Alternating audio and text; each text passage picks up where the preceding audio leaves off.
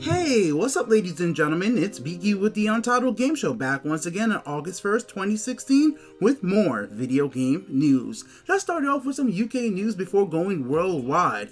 The UK charts are in for the last week and LEGO Star Wars comes in at number 1 in the sales. At number 2 is Uncharted 4: A Thief's End, and number 3 should be no surprise to anybody, Grand Theft Auto 5, number 4 is FIFA 16, and number 5 is Overwatch. Moving on from there, in some negative UK news, the price of the HTC Vive headset has increased from €689 all the way up to €759 in the UK. HTC has basically said this is a response to the change in price of the GBP, and a lot of people out there are saying it's because of Brexit. Now, I'm not from the UK myself, so I'm just going to stay out of this one, guys. I'm not sure if Brexit is the fault right here, but things are definitely changing over in the UK, and that's definitely going to be affecting the prices of video game items as well as everything else in the area.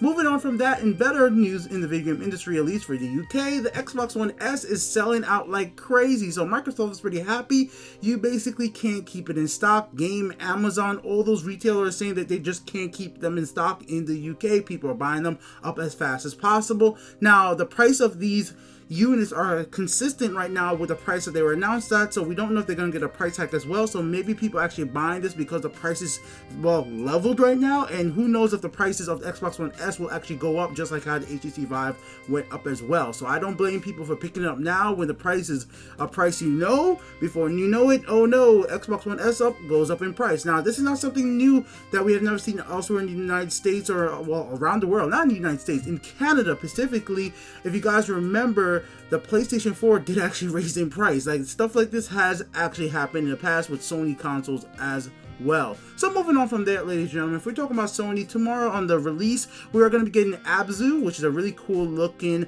digital title. There's Batman, Tales, which I gotta say, it looks pretty cool. I really want to pick it up and play this for the channel on PC. It's also coming out for every other platform, Xbox One.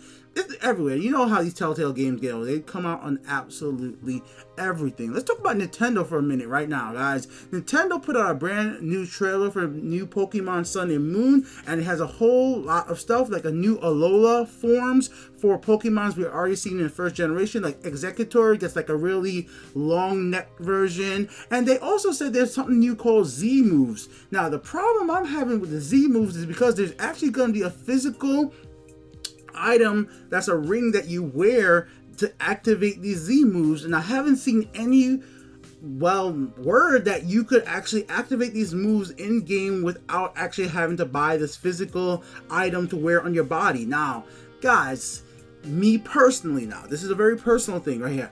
I am not an accessory person. I don't wear earrings, I don't wear necklaces, I don't wear glasses, I don't do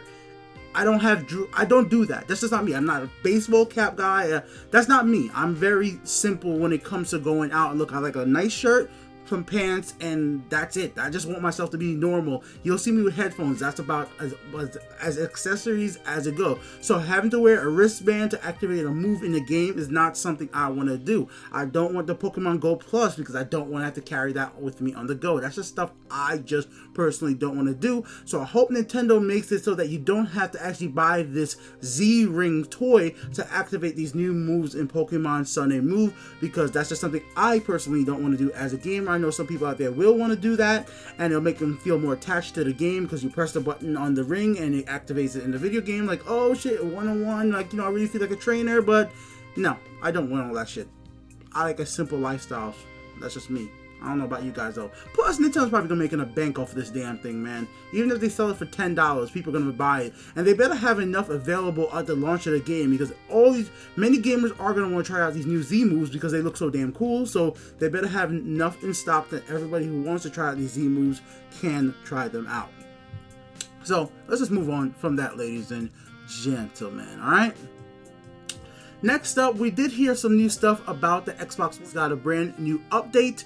It's rolled out right now, guys. You could go ahead and get it. It adds in the Katana feature. It adds in background music, UI improvements, language improvements, Facebook integration. Yeah, everybody wants that Facebook integration. Not really, guys. Us as gamers probably really don't care about that at all. We just want our UI to be better. The Katana thing might be really cool, guys.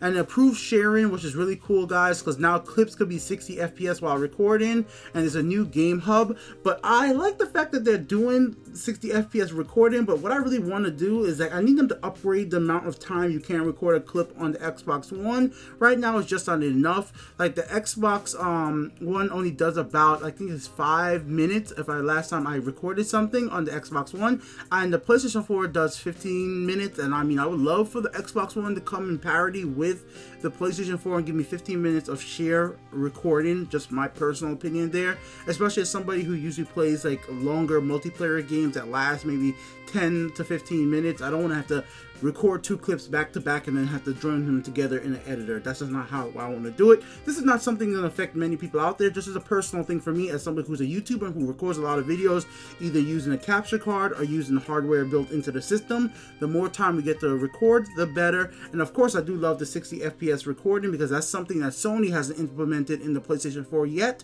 So the PlayStation 4 doesn't have 60 FPS, but the Xbox One does. So we're just gonna see how this all works out. Hopefully both companies keep competing with each other and improve these features for us all together. All right, guys.